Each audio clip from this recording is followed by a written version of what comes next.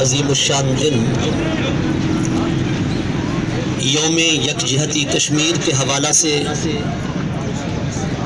اہلیان ترنڈا محمد پناہ منا رہے ہیں۔ اپنے کشمیری بھائیوں کے ساتھ اظہار یکجہتی کے لیے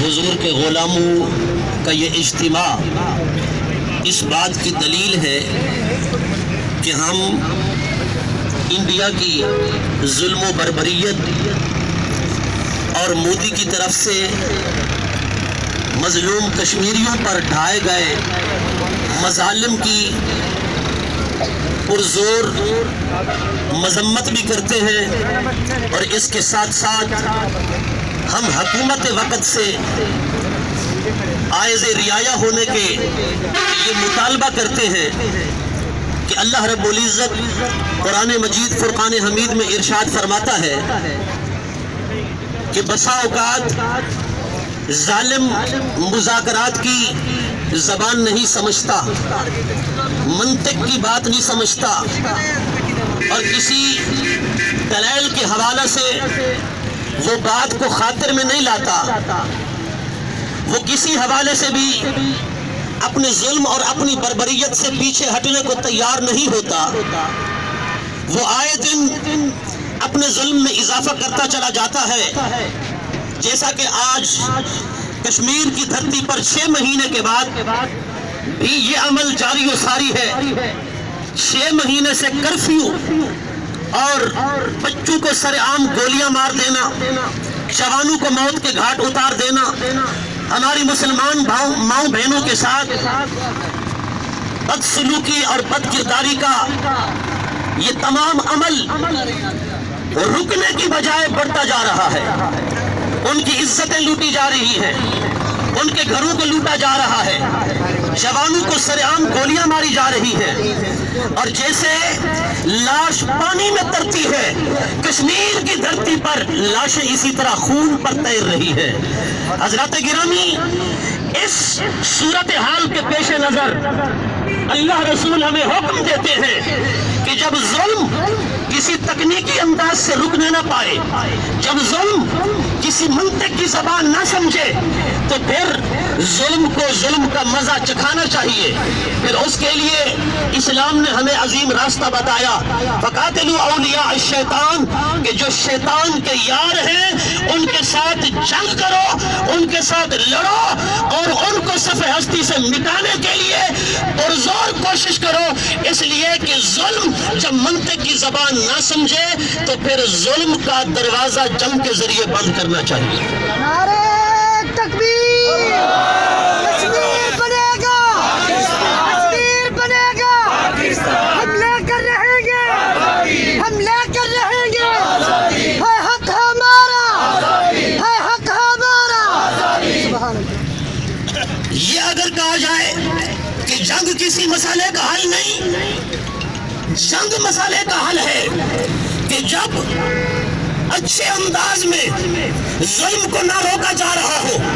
آپ دیکھیے، پتہ نہیں کتنی کانفرنس ہوئی، کتنے پروگرامز ہوئے، اور کس فورم پر آواز بھارت اور انڈیا کے کرفیو کے خلاف نہیں اٹھائی گئی، باوجود اس کے نہ ظلم بند ہوا، نہ کرفیو اٹھایا گیا، نہ بربریت کا دروازہ بند کیا گیا، بلکہ مودی سرکار نے کشمیر والی صورتحال کو پورے ہندوستان کے مسلمانوں تک بھی پھیلا دیا اور اس ظلم کو عام کر دیا۔ تو اس کا واحد حل ہے کہ اللہ کے جو دشمن ہیں ان دشمنوں کے ساتھ جنگ کے ذریعے لڑ کر اپنے مسلمان بھائیوں کی جان بچانا چاہیے، اور ان کے مال کی حفاظت کرنی چاہیے، ان کے گھروں کی حفاظت کرنی چاہیے۔ اگر ایک اسلام کی بیٹی محمد بن قاسم کو خط لکھتی ہے تو محمد بن قاسم یہ نہیں پوچھتا کہ کیوں ظلم ہو رہا ہے، مذاکرات کا راستہ اختیار کیا جائے، بلکہ وہیں سے لشکر لے کر وہ اس سرزمین پر پہنچتا ہے اور اپنے مسلمان بہن کو ظلم کے چنگل سے آزاد کراتا ہے۔ آج کشمیری چلا رہے ہیں، آج کشمیری چیخ رہے ہیں۔ خدا کی قسم آج بھی ہم اگر اپنے اندر غیرت ایمانی پیدا کرے، جذبہ اسلامی پیدا کرے، وہ صحابہ والا جذبہ پیدا کر کے، وہ مجاہدین اسلام والا جذبہ پیدا کر کے اگر آج بھی ہم انڈیا کو منہ توڑ جواب دیں تو مودی کی کیا جرات ہے کہ وہ کرفیو نہ اٹھائے یا مسلمانوں پر ظلم و بربریت کی یہ داستان قائم کرے۔ مسلمانوں سمجھو، سمجھنا پڑے گا ورنہ داستان نہ رہے گی داستانوں میں۔ اگر طارق بن زیاد اٹھتا ہے اور اندلس کی پہاڑیوں پر جا کے ڈیرا لگاتا ہے، رات کو سوتا ہے تو محمد کریم صلی اللہ علیہ وسلم کا دیدار ہوتا ہے، صدیق و فاروق بھی ساتھ ہیں، عثمان و علی بھی ساتھ ہیں۔ طارق بن زیاد کیا دیکھتا ہے؟ نبی علیہ السلام بمائے صحابہ دریا کے اندر داخل ہو جاتے ہیں۔ جب سرکار دریا کے اندر داخل ہو جاتے ہیں، طارق بن زیاد بھی حضور کے پیچھے پیچھے اپنے لشکر لے کر دریا میں داخل ہو جاتا ہے۔ صبح اٹھتا ہے تو طارق بن زیاد اپنے لشکر سے کہتا ہے اٹھو، مصطفیٰ کا خواب میں آنا اس بات کی دلیل ہے کہ اندلس فتح ہو کر رہے گا۔ سبحان اللہ۔ آزادی تک جنگ رہے گی، جنگ رہے گی، انڈیا کی آزادی تک جنگ رہے گی، جنگ رہے گی، انڈیا کی بربادی تک جنگ رہے گی، جنگ رہے گی، انڈیا کی بربادی تک جنگ رہے گی، جنگ رہے گی، ہم لے کر رہیں گے۔ مسلمانوں بالخصوص پاکستانیوں اٹھو تو صحیح۔ اگر طارق بن زیاد اندلس کی پہاڑیوں پر، اسپین کی پہاڑیوں پر ڈیرا لگاتا ہے، مصطفیٰ کریم اس کی پشت کو تھپکی دیتے ہیں، طارق بن زیاد قدم بڑھاؤ، اسی شان سے بڑھتے چلو، اندلس فتح ہو جائے گا۔ سبحان اور اندلس فتح ہو کر رہا کہ کئی صدیاں مسلمانوں کی عظمت اور عزت کا طوطی بولتا رہا، اسلام کا جھنڈا اسپین کی سرزمین پر لہراتا رہا۔ اے پاکستانیوں اٹھو تو صحیح، کشمیر کی پہاڑیوں تک جاؤ تو صحیح، دیکھو وہی بشارتیں آج بھی مل سکتی ہیں جو طارق بن زیاد کو ملی تھی، وہی بشارتیں آج بھی مل سکتی ہیں۔ کشمیر کا واحد حل مسلمانوں کا جہاد کرنا ہے، مسلمانوں کا جہاد کے پیغام کو عام کرنا ہے۔ جہاد کے بغیر نہ کشمیر آزاد ہو سکتا ہے نہ ہو سکے گا، اس لیے کہ یہ انڈیا، یہ مودی سرکار مذاکرات کی زبان سمجھنے والے نہیں ہیں۔ اگر مذاکرات کی زبان سمجھنے والے ہوتے تو آپ ظلم کو، آج بربریت کو پورے ہندوستان کے اندر نہ پھیلا دیتے۔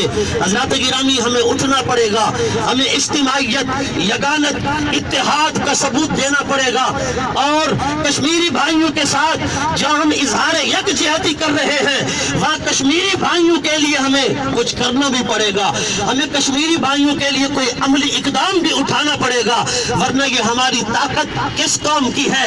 اگر کشمیری بھائیوں اور کشمیری بہنوں کا خون بہتا رہے، اسی طرح ان پر گولیاں چلتی رہے، اسی طرح ظلم و بربریت کی مثال قائم کی جاتی رہے، حضرات گرامی قیامت والے دن اگر کشمیر کی بچی اٹھ کر رب کی بارگاہ میں کھڑی ہو گئی اور کہے گی کہ مولا یہ پاکستانی ہے اور یہ پاکستان کے حکمران ہیں، یہ پاکستان کی فوج ہے، ہم مرتے رہے مگر یہ صرف مذاکرات کا سہارا لیتے رہے، یہ صرف مذاکرات کی بات کرتے رہے، بتاؤ ان کے خون کا جواب ہم کیا دیں گے؟